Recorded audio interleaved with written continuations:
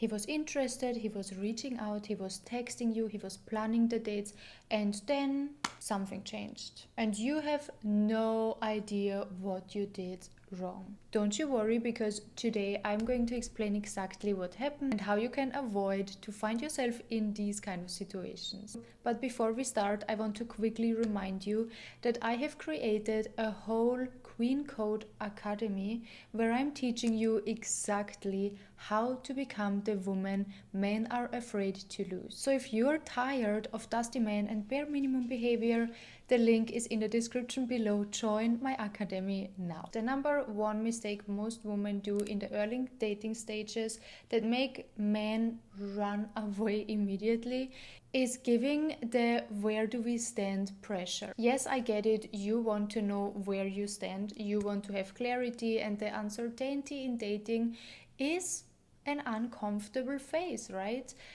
Yet you need to understand, when you give a man the pressure, you want to know where you stand with him, and there is no emotional bond between you two yet. He will run. He will perceive that as a major red flag. He will perceive that as heaviness and pressure. Especially in the first few weeks of dating, of seeing each other and getting to know each other, the communication between you two should be light. Men want to be with a woman that is fun to be around, is light, is peaceful, and being confronted with that question, hey, where do we stand? What are we? Let me know exactly what this is between us, doesn't really put a lot of lightness into the conversation, into the dynamic. It actually drains him. Most of the time, men feel suffocated, they pull away because they feel pressured, they feel rushed to do something they are not ready to do.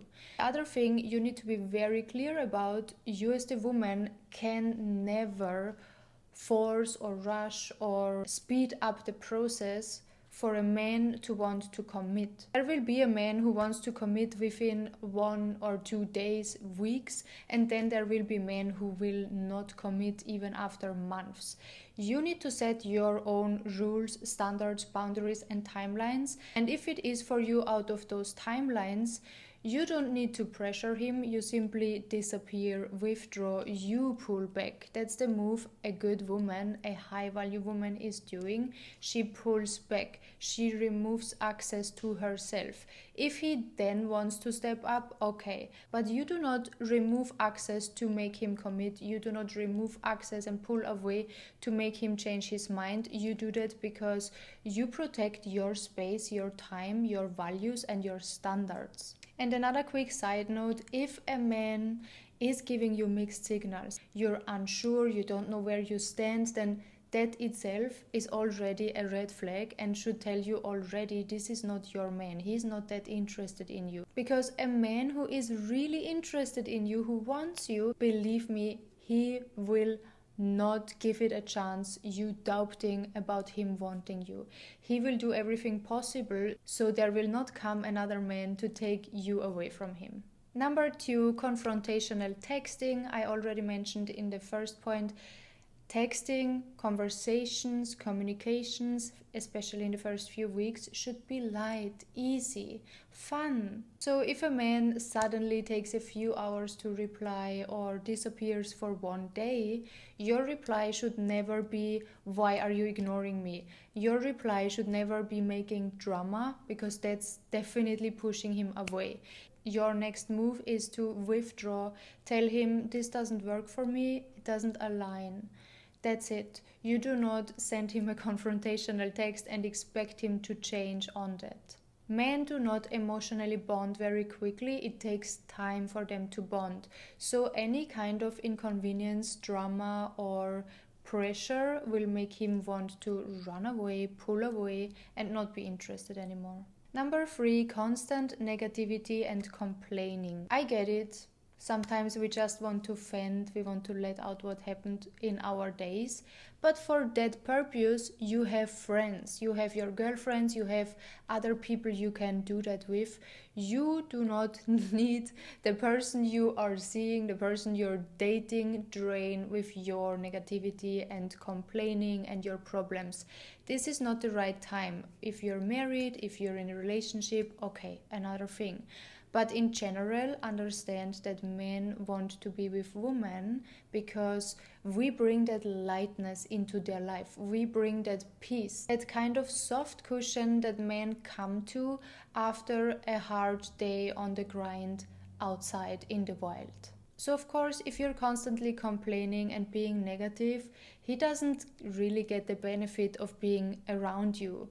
And that does not mean that you should fake it, you should always shut up and not talk about your problems. That simply means meet him when your cup is full, especially in the beginning, in the dating phase, in the seeing each other phase.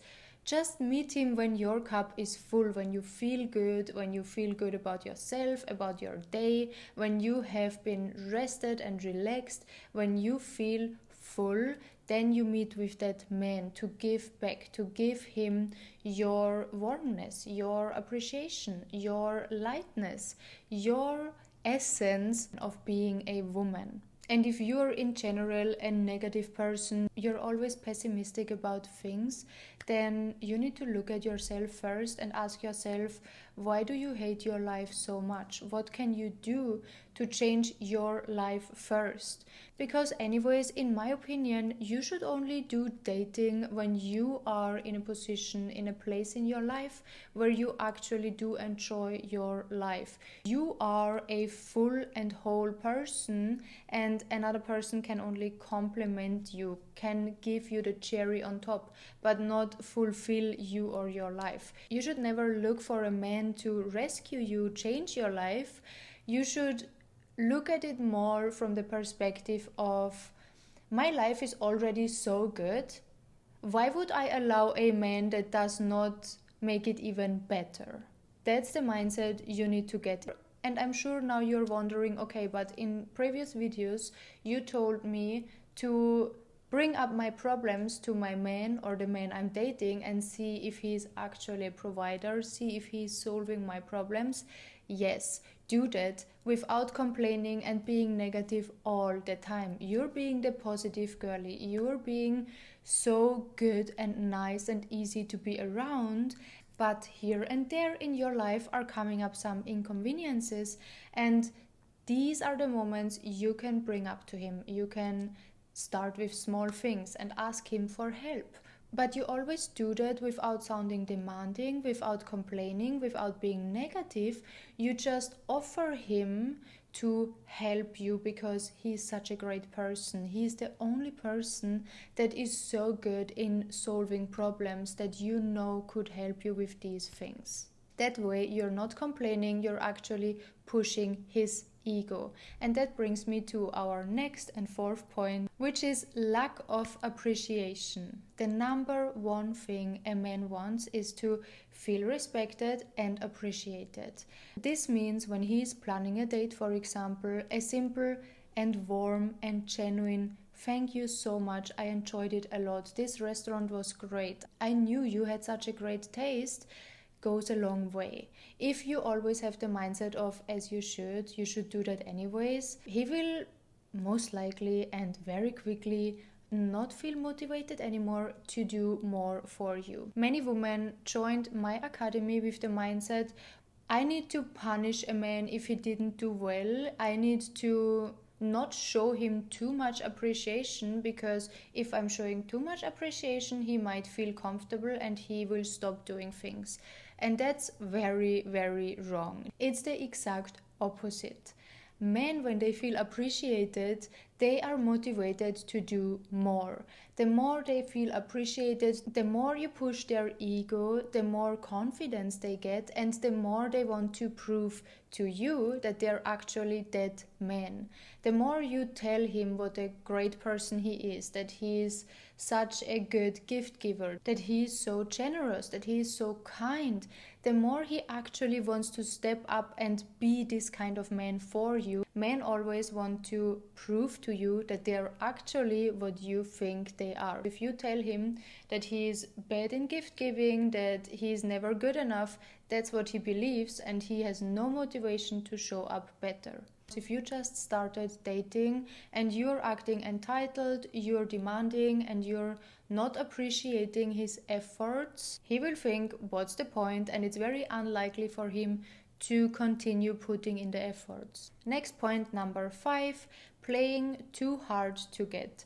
Playing hard to get can be fun in the very beginning, especially because there is mystery around, right? And men want to find out about you. They are intrigued by not having you fully in their grip.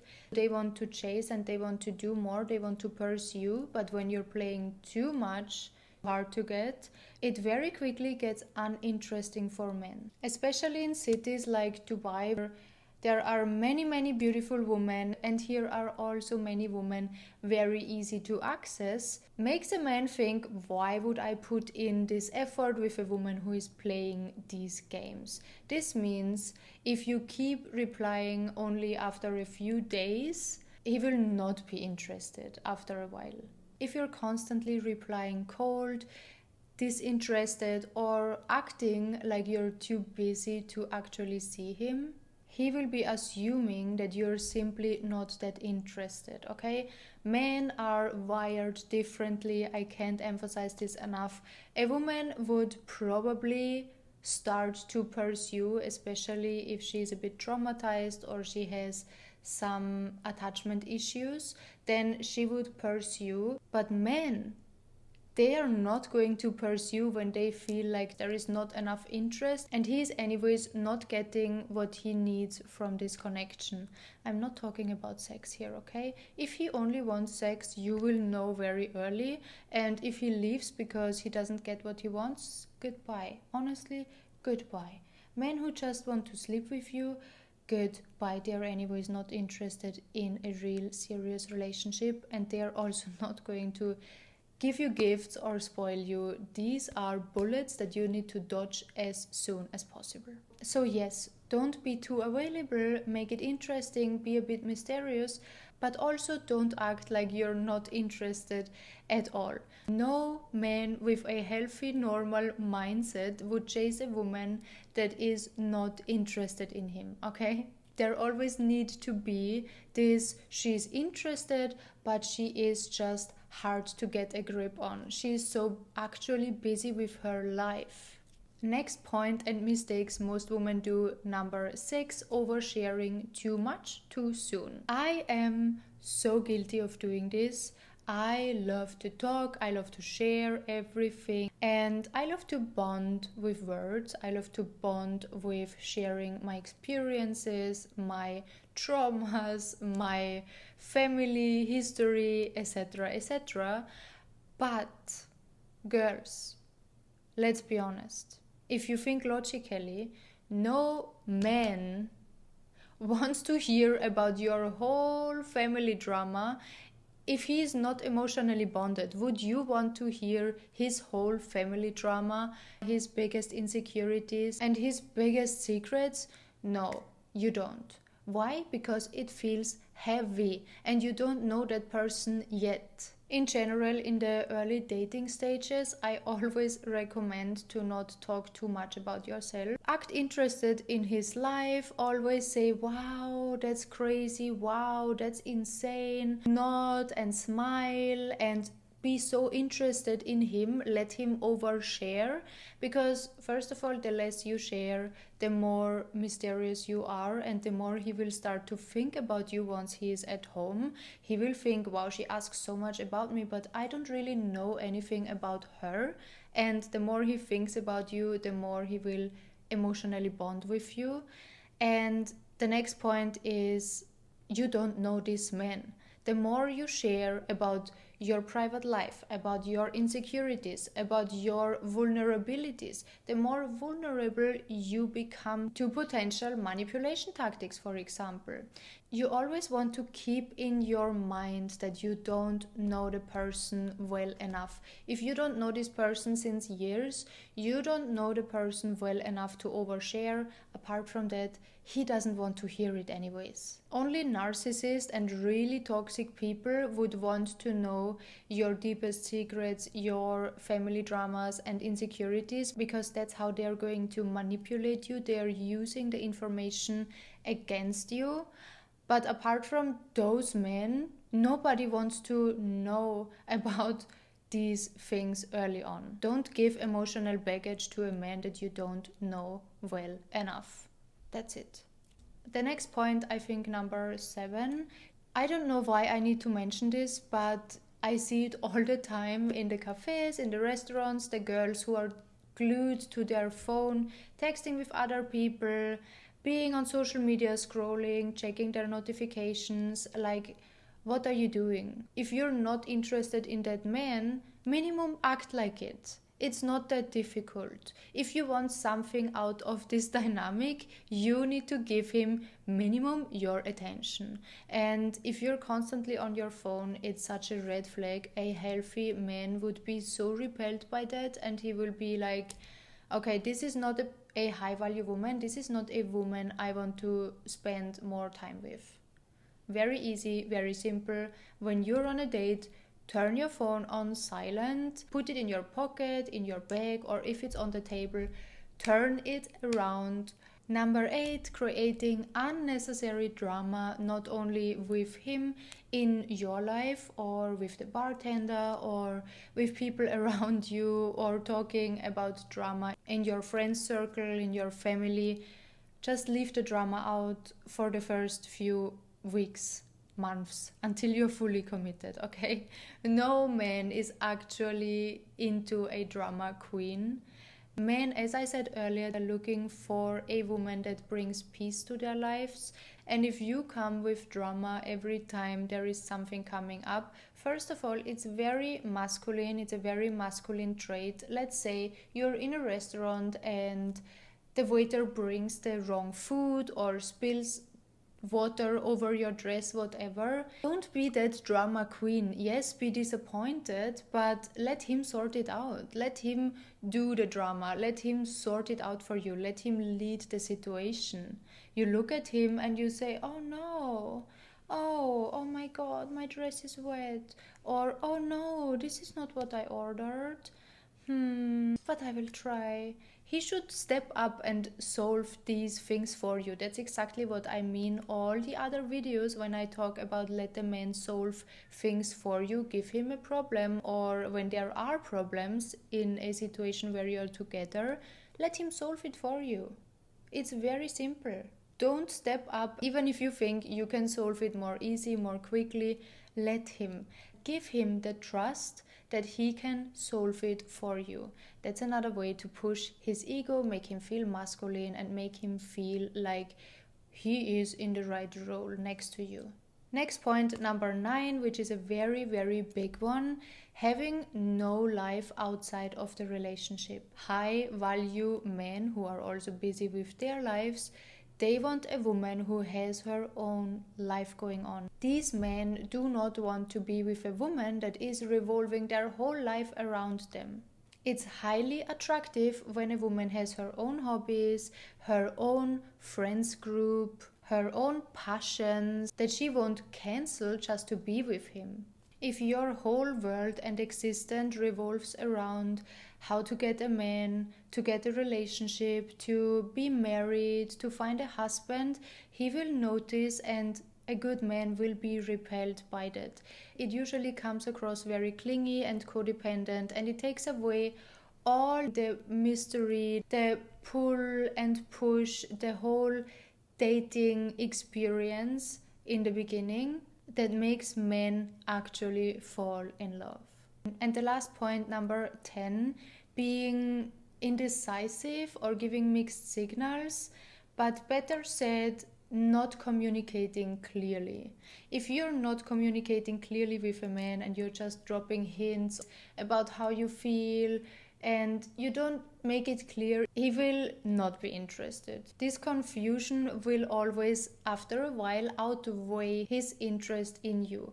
Make him always feel like you're interested in him, you're a clear communicator, you're communicating clearly what's going on, what do you feel, without using too much drama or talking too much about emotions. Find the balance. It's actually very simple and easy. The way you treat your friends, that's the exact same way you should treat your man or the man you're dating, simply without oversharing everything and without the drama and the emotional dumping.